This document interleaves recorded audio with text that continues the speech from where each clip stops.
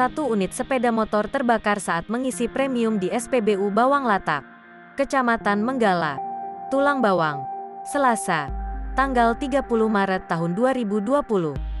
Beruntung tak ada korban jiwa dalam peristiwa yang terjadi sekitar pukul 8.30 waktu Indonesia Barat itu.